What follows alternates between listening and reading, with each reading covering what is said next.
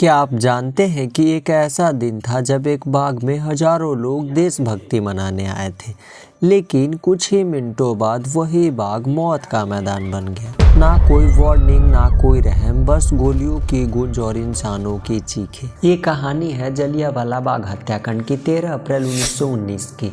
अमृतसर में बैसाखी का त्यौहार था। लोग अपने परिवार के साथ जलियांवाला बाग पहुंचे थे, तो बस कोई भाषण सुनने, तो कोई बस छुट्टी का दिन मनाने, और तो कोई रोलेट एक्ट का शांतिपूर्ण विरोध करने। उस बाग में हर तरफ चहल पहल थी।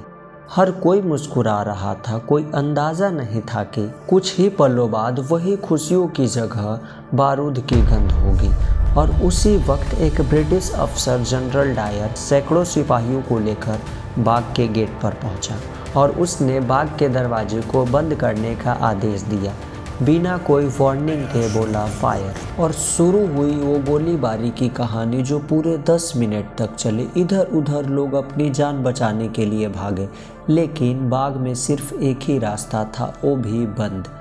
और लोग अपनी जान बचाने के लिए वहाँ मौजूद कुएं में कूद गए ताकि उनकी जान बच सके, लेकिन कुछ समय बाद वो भी कुआं लाशों से भर गया। सरकारी आंकड़े के मुताबिक 379 मौतें दर्ज की गई, लेकिन असल में मौत की संख्या हजारों में थी और धरती खून से लाल था। और ये सब कुछ होता एक लड़का देख रहा था, और उसने खून से सनी उस मिट्टी को उठाकर कसम खाता है और कहता है कि मैं उस ब्रिटिश जनरल को नहीं छोड़ूंगा जिसने ये किया। और फिर 21 साल बाद वही लड़का लंदन जाकर कैक्सटन हॉल में जनरल ओ डायर को गोली मार दी और कहा कि ये हमारे यहाँ निहत्थे लोगों पर गोलियां चलाई थी, इसलिए मैंने इसे मार दिया। और उसने अपना नाम बताया, जो हिस्ट्री के सबसे शॉकिंग नामों में से एक था, और अपने नाम के साथ 3 धर्मों को टारगेट किया, जो इस वीडियो में मैं आगे आपको उसका नाम बताने वाला हूँ। इससे पहले ये देख लेते हैं कि आखिर उस बाग में उस दिन लोग क्यों प्रोटेस्ट कर रहे थे। आखिर रोलेट एक्ट क्या था, सैफुद्दीन किचलू और डॉक्टर सत्यपाल को क्यों गिरफ्तार किया गया था, आखिर में जो लड़का लंदन में कैक्सटन हॉल में जनरल ओ डायल को गोली मारा था, आखिर में उसके साथ क्या हुआ। और इस वीडियो में मैं पूरी डिटेल में हम लोग देखेंगे कि उस लड़के के साथ आखिर हुआ क्या, और ये जलियांवाला बाग क्या था, आखिर लोग क्यों प्रोटेस्ट कर रहे थे। तो आइए आज की इस वीडियो को मैं शुरू करता हूँ। वर्ल्ड वॉर फर्स्ट के दौरान British government defence of India act 1915 लागू करती है, ताकि युद्ध के समय भारत में उनकी हुकूमत के खिलाफ उठने वाली हर आवाज़ को इस कानूनी मदद से दबा दिया जाए। और इस कानून के तहत पुलिस किसी को भी गिरफ्तार कर सकती थी बिना वारंट के, और किसी भाषण या आंदोलन पे रोक लगाया जा सकता था। और इस एक्ट के खिलाफ काफ़ी प्रोटेस्ट हुआ, लेकिन उन अंग्रेजों पर कोई असर नहीं पड़ा। और 4 साल बाद जब वर्ल्ड वॉर फर्स्ट खत्म हुआ, तो भारत के लोगों को उम्मीद थी कि डिफेंस ऑफ इंडिया एक्ट 1915 कड़े प्रतिबंधों को हटा दिया जाए, लेकिन ब्रिटिशर्स ऐसा कुछ नहीं करते। उल्टा भारतीयों को उम्मीद को कुचलते हुए सिडनी रोलेट एक्ट कमेटी के सिफारिश पर इन प्रतिबंधों को अस्थायी कर देते हैं। एनार्कल एंड रेवोल्यूशन एक्ट, जिसे रोलेट एक्ट भी कहा जाता है, और इसे लागू कर दिया जाता है। मेनली इस एक्ट में ये था कि शक के आधार पर ब्रिटिश गवर्नमेंट किसी को भी गिरफ्तार कर सकती थी और 2 साल तक उसे जेल में रखा जा सकता था बिना कोर्ट ले जाए। और दूसरा ये था कि ब्रिटिश गवर्नमेंट के खिलाफ न्यूज तक अगर आपके घर में और जिसमें अंग्रेजों के खिलाफ कुछ लिखा हुआ है उसमें, तो उसके खिलाफ आपको देशद्रोही मानकर गिरफ्तार किया जा सकता था। और इस एक्ट के आने के बाद मोहम्मद अली जिन्ना, मदन मोहन मालवीय इंपीरियल लेजिस्लेटिव से रिजाइन कर देते हैं, और गांधी जी भी इस एक्ट के आने के बाद बहुत गुस्सा हो जाते हैं। इस कानून के मुताबिक अगर पुलिस आपको उठा ले जाए तो आप कोर्ट में अपील तक नहीं कर सकते, इसलिए इसे किसी ने नो अपील, नो वकील, नो दलील वाला कानून कहा।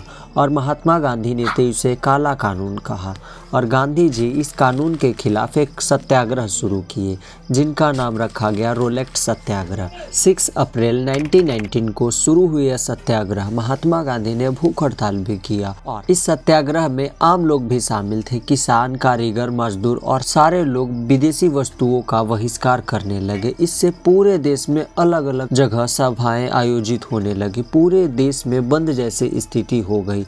अंग्रेजों को भारतीयों का ये विरोध बिल्कुल भी बर्दाश्त नहीं हो रहा था और फिर पंजाब में वो हुआ जो भारत की हिस्ट्री को हमेशा के लिए बदल दिया। इधर 8 अप्रैल 1919 को महात्मा गांधी को गिरफ्तारी कर ली गई और 9 अप्रैल 1919 को रामनवमी के दिन हिंदू मुस्लिम एक साथ एक बड़े जुलूस में उतरे। इतने बड़े लेवल पर हिंदू मुस्लिम की एकता देखकर अंग्रेजों की हालत खराब हो गई और पंजाब में कांग्रेस के 2 बड़े नेताओं डॉक्टर सत्यपाल और डॉक्टर सैफुद्दीन किचलू को अंग्रेजों के खिलाफ इस प्रोटेस्ट को लीड कर रहे थे। इसीलिए अगले ही दिन 10 अप्रैल 1919 को और अंग्रेजों ने डॉक्टर सैफुद्दीन और सत्यपाल को अरेस्ट कर जेल में डाल दिया। 2 दिनों के भीतर 3 बड़े नेताओं की गिरफ्तारी कर ली गई। उसके बाद पंजाब में विद्रोह और भी भड़क उठा और सारे लोग मिलकर यह डिसाइड करते हैं कि 3 दिन बाद बैसाखी का त्योहार है और हम सारे लोग शांतिपूर्ण विरोध करेंगे। ये सारी बातें 12 तारीख को ही जनरल डायर के पास पहुंच जाती है। जनरल डायर ने मार्शल लॉ लगा दिया जिससे भीड़ इकट्ठी ना हो सके और मार्शल लॉ ने पंजाब की स्थिति को और नाजुक कर दिया। अमृतसर के लोग और गुस्से में हो गए और इधर अंग्रेज हिंसा पे उतारू थे। 1 दिन बाद बैसाखी का त्योहार आने वाला था। अमृतसर के लोग इस अवसर पर जलियांवाला बाग में इकट्ठे होकर एक शांतिपूर्ण सभा करने का फैसला करते हैं। 13 अप्रैल 1919 को बैसाखी के दिन अमृतसर के जलियांवाला बाग में अंग्रेजों के दमनकारी नीतियों के खिलाफ एक जनसभा का आयोजन किया गया जिसमें कुछ नेता भाषण देने वाले थे। शहर में कर्फ्यू लगा हुआ था, फिर भी लोगों को वहां आना जारी रहा और उस बाग में उस दिन करीब 15,000 लोग पहुंच गए, जिसमें कुछ लोग ऐसे भी थे जो अपने परिवार के साथ मेला और शहर घूमने आए थे। लेकिन जब उन्हें शांतिपूर्ण सभा की खबर मिली तो वो भी जलियांवाला बाग पहुंच गए और गोल्डन टेम्पल से बहुत करीब जलियांवाला बाग था। उस जलियांवाला बाग में सिर्फ आने जाने का एक ही पतला रास्ता था और चारों तरफ ऊंची ऊंची दीवारें थी। उस बाग में एक कुआं भी था। जो लोग उस बाग में भाषण सुनने या जनसभा आयोजन को देखने आते थे वो अपना प्यास उसी कुएं से बुझाते थे। लेकिन उनको क्या पता था कि वही कुआं उनकी मौत की गवाही देगी। उस समय पंजाब के lieutenant governor Michael O'Dwyer थे, जिसमें जनरल आर डायर को आदेश दिया कि तुम अमृतसर जाओ और उस समय रोलेक्ट एक्ट के तहत पब्लिक गैदरिंग कानूनन जुर्म था। मार्शल लॉ के बाद सरकार इस कानून को सख्ती से लागू करा रही थी। जैसे ही इतने लोगों की एक साथ शांतिपूर्ण सभा करने की खबर जनरल डायर को मिली तो तुरंत अपने हथियारबंद सैनिकों को लेकर जलियांवाला बाग पहुंच गए। तभी वहां लोग शांतिपूर्ण सभा कर रहे थे और अचानक जनरल डायर अपने सैनिकों के साथ बाग में प्रवेश किया। और याद रहे कि बाग में सिर्फ आने जाने का एक ही पतला रास्ता था और जनरल डायर ने अपने सैनिकों को आदेश दिया कि बाग का गेट बंद करो। जनरल डायर के इस आदेश से बाग एक बंद जेल की तरह हो गया था। वहीं उसके सैनिक अपनी अपनी पोजीशन ले लेते हैं। आधों ने तो बैठकर और आधों ने खड़े हो। जनरल डायर ने बिना कोई वार्निंग के आदेश दिया फायर। सैनिकों ने बिना किसी झिझक के निहत्थे लोगों पर फायरिंग शुरू कर दी। पल भर में गोलियों की गूंज से पूरा इलाका दहल उठा। लोग अपनी जान बचाने के लिए इधर उधर भागे, लेकिन चारों तरफ सिर्फ ऊंची ऊंची दीवारें थी। अचानक हुए इस हमले में लोगों को संभलने तक का मौका नहीं मिला। कुछ ही पलों में लोगों की चीख पुकार मच गई। किसी के सिर में गोली लगी तो किसी की सीने में, लेकिन उस अंग्रेजी दरिंदे को जरा से भी रहम नहीं आया। लोग अपनी जान बचाने के लिए जहां जगह मिली वहां लोग कूद गए, लेकिन कुछ देर बाद वहां मौजूद कुएं से सिर्फ 120 लाशें मिली थी। यह सरकारी आंकड़ा था, असल में यह संख्या कई ज्यादा हो सकती है। उस दिन उस बाग में 6 महीने तक के बच्चे थे, लेकिन उस अंग्रेजी दरिंदे ने उसको तक नहीं छोड़ा और गोलियां चलना तब रुकती जब सैनिक अपने बंदूक रिलोड करते और जनरल डायर के दिलों में थोड़ा सा भी रहम नहीं हुआ। लोग जिस तरफ भाग रहे थे उसी तरफ डायर सैनिकों को आदेश देता है कि उस भीड़ पे गोली चलाओ। देखते देखते बाग में लाशों का अंबार लग गया। जो लोग बच गए थे वो भागने के दौरान एक दूसरे के पैरों तले कुचले गए। पूरे 10 मिनट के इस गोलीबारी में करीब 1650 राउंड गोलियां चली, जिससे अंग्रेजों की रिपोर्ट के मुताबिक 379 मौतें दर्ज की गई। लेकिन असल में मौत की संख्या इससे कई ज़्यादा थी, जिसमें वहां मौजूद कुएं से सिर्फ 120 लाशें मिली और जो लोग घायल हो गए थे उनको कोई डॉक्टरी सहायता भी नहीं दिया गया। उस बाग में घायल लोग या मृतकों के परिवार को भी सौ ले जाने का आदेश नहीं दिया गया। पूरी रात लोग तड़प तड़प कर जान गंवा रहे थे और शहर में पूरा सन्नाटा पसरा हुआ था और पंजाब में मार्शल लॉ लगा हुआ था, जिससे पब्लिकली लोगों को कोड़े मारे जा रहे थे। गोलीबारी और उसके बाद ब्रिटिश की इस कार्रवाई की खबर पूरे उपमहाद्वीप में फैलने लगी। साथ ही भारत में भी काफ़ी आक्रोश बढ़ता चला गया। बंगाली कवि रविन्द्रनाथ टैगोर ने भी अंग्रेजों से मिली नाइटहुड की उपाधि लौटा दी और महात्मा गांधी ने अंग्रेजों से मिली केसरे हिंद की उपाधि लौटा दी। जमुना लाल बजाज ने अंग्रेजों से मिली राय बहादुर की उपाधि भी लौटा दी। डॉक्टर शंकर नारायण ने कार्यकारी परिषद वायसराय से रिजाइन कर दिया। अंग्रेजों की इस क्रूर घटना के बाद और फिर पूरे पंजाब में इस क्रूर घटना का सच फैलने लगा। अंग्रेजों ने उन न्यूज़पेपर तक को जो इसके खिलाफ लिखा गया हो उसे छपने नहीं दिया गया। इतने बड़े हत्याकांड की खबर जब देश से बाहर निकली तो फॉरेन मीडिया ने भी इसे खूब कवर की, जिससे अंग्रेजों की घिनौने और अमानवीय चेहरा पूरी दुनिया के सामने लाकर रख दिया। ब्रिटिश सरकार जो खुद को सभ्यता और न्याय की रक्षक बताती है, अचानक दुनिया के सामने एक्सपोज हो गया। इस घटना को लेकर ब्रिटिश विंस्टन चर्चिल ने भी काफी निंदा किया। अंग्रेजों ने निंदा होते देख इस घटना की जांच के लिए एक हंटर कमेटी का गठन किया गया, जिसमें 7 सदस्य थे और इसमें 4 अंग्रेज और 3 भारतीय थे। आप वीडियो को पॉज करके देख सकते हो उनका नाम। इस आयोग ने जनरल डायर को निंदा की और उन्हें पद से हटा दिया गया। उन्हें वापस इंग्लैंड भेज दिया गया, लेकिन उन पे कोई कार्रवाई नहीं की गई और इन्हें कोई सजा भी नहीं दिया गया, जिससे सारे भारतीयों के मन में आक्रोश थी। जो अंग्रेज इतने निर्दोष लोगों को मौत के घाट उतार दिया, उन्हें कोई सजा नहीं दी। डायर जब इंग्लैंड पहुंचा तो उसे 2600 पाउंड की चंदा इकट्ठा कर उन्हें उपहार में दिया गया।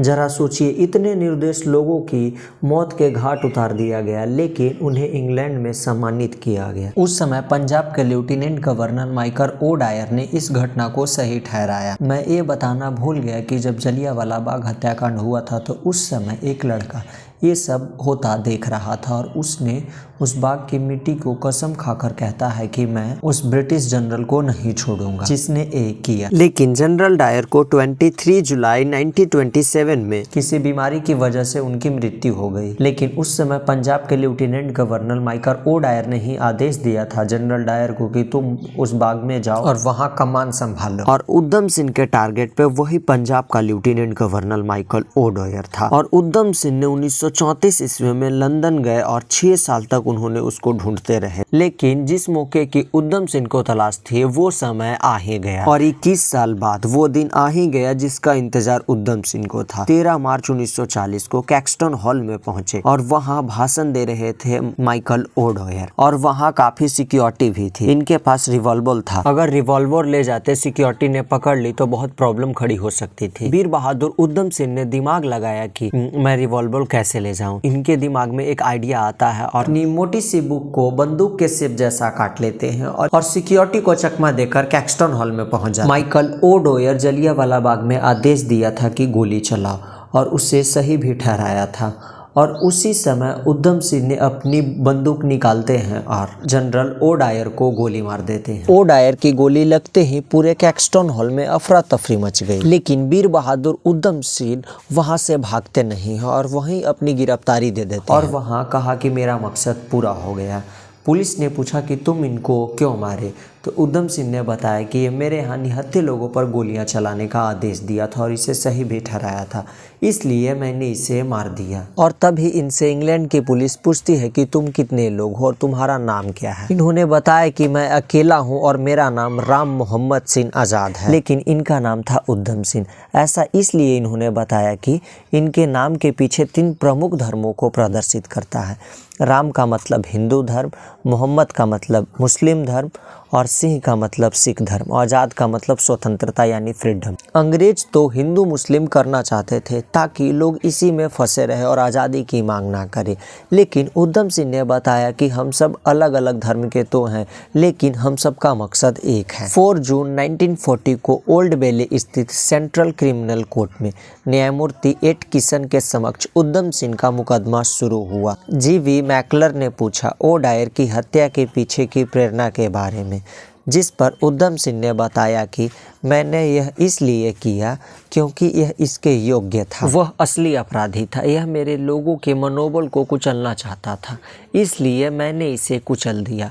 पूरे 21 साल तक मैं बदला लेने की कोशिश करता रहा। मुझे खुशी है कि मैंने अपना काम पूरा कर लिया। मुझे मौत से डर नहीं लगता, मैं अपने देश के लिए मर रहा हूँ। मैंने ब्रिटिश शासन के तहत भारत में अपने लोगों को भूखा मरते देखा है। मैंने इसके खिलाफ विरोध किया और मेरा यह कर्तव्य था कि मैं मातृभूमि के लिए मृत्यु को गले लगाने से बढ़कर मेरे लिए और क्या सम्मान की बात हो सकता है। 31 जुलाई 1940 को उधम सिंह को पेंटाविल जेल में फांसी दे दिया गया। इस हिस्ट्री के स्टोरी से हमें यह पता चलता है कि हमें आज़ादी कभी किसी ने नहीं दी और हजारों ने अपने लहू से कमाया। शहीद वीर बहादुर उधम सिंह के याद में जलियांवाला बाग में मूर्ति बनाया गया है। यह प्रतिमा खून से सनी उस मिट्टी को उठाते हुए दिखाया गया है जो उनके बलिदान और माइकल ओडायर को बदला लेने के संकल्प को प्रदर्शित करता है। ऐसी और इन्फॉर्मेटिव वीडियो के लिए हमारे चैनल को सब्सक्राइब कर लीजिए। अगर वीडियो आपको अच्छा लगे तो वीडियो को लाइक ज़रूर करें।